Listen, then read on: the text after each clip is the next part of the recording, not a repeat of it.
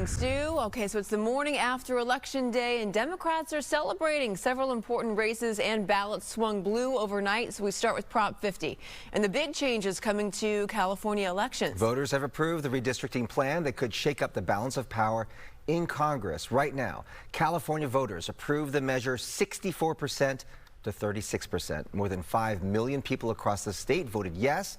About 3 million people voted no. These numbers will be certified on December the 12th, but it does appear that Prop 50 will pass. For more on this, let's go to Mario Ramirez. He's live at the LA County Registrar there in the City of Industry. Mario.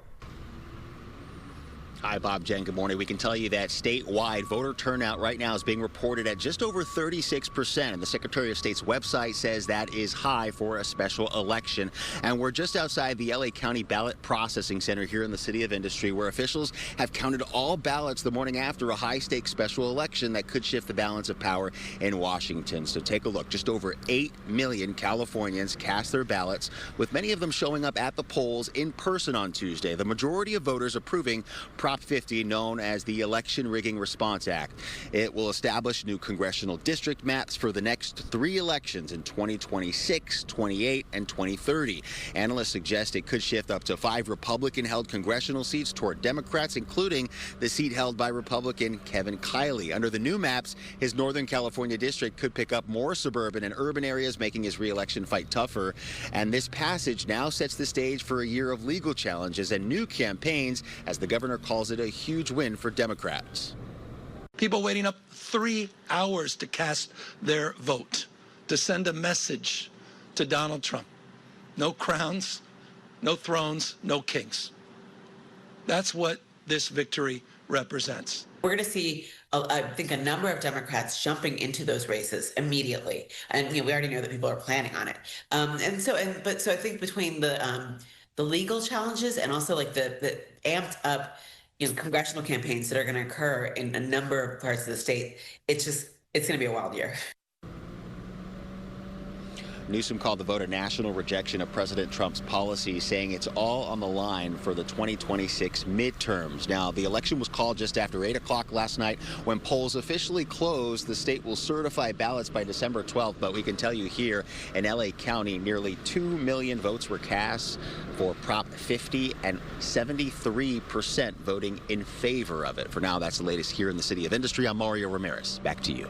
That is a big win. Yeah. All right, Mario, thank you. And it was a solid election night for Democrats across the board last night, notching wins in a number of off-year contests. Both parties are now trying to learn some lessons as they look ahead to next year's midterms. We have Doug Luzader in Washington to tell us more. Good morning. Good morning. And Democrats won pretty much across the board yesterday. I mean, it's not a shock in the sense that the polls were pretty much predicting this, but Republicans were hoping for some kind of an upset, and it just didn't happen. My friends, we have toppled a political dynasty. Democratic socialist Zohran Mamdani with a big win in New York's mayoral race, as he promised to deliver on a seismic shakeup for the city and beyond. So, Donald Trump, since I know you're watching, I have 4 words for you. Turn the volume up. And the president may have been watching. He posted this message on Truth Social late last night. Trump wasn't on the ballot, and shutdown were the 2 reasons that Republicans lost elections tonight, according to pollsters, he wrote. Man, with this vote, you guys just scream from the rooftops. The Democratic wins kept stacking up in New Jersey, where Mikey Sherrill won a tight race for governor. And in Virginia, where another Democrat, Abigail Spanberger, also picked up a gubernatorial win. That's a state where a concentration of federal workers angry over the shutdown may have helped widen the margin. I will not stand by silently while you attack Virginia's workers. And Spanberger won as a moderate Democrat, a world away from Mamdani's socialist message in New York, with questions looming over the direction of the party. In California, meantime, Prop 50, which redraws the state's congressional districts along partisan lines, easily passed.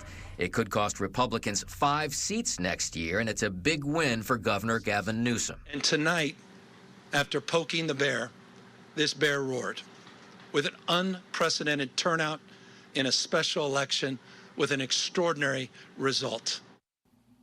And that's also the kind of thing that, of course, can fuel Newsom's efforts to eventually run for the White House. Back to you guys. Doug, if Democrats were trying to figure out a way to ideologically move forward, you look at the race in New York with Mamdani basically campaigning on a campaign of affordability in the city since the very beginning, and we saw his rise was absolutely meteoric. You know, that may be the common thread here. You know, you look at someone like Abigail Spanberger in Virginia, who won the gubernatorial contest there, a Democrat, and then you look at Mamdani, a Democratic socialist. Ideologically, yes, they're both Democrats, but very, very far apart. Yet that was kind of a common theme, this issue of affordability. Right. Yeah, and yet there are some longtime Democrats, former President Obama. You've got people who are not necessarily, they weren't there to necessarily endorse Mamdani. So how does the party move forward, and, you know, who's going to be their standard bearer?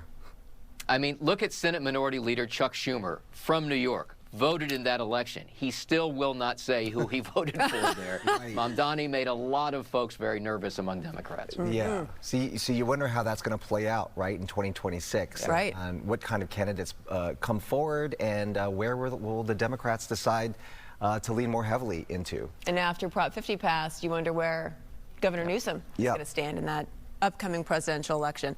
All right, Doug, thank you. Thank you, Doug. Thank you.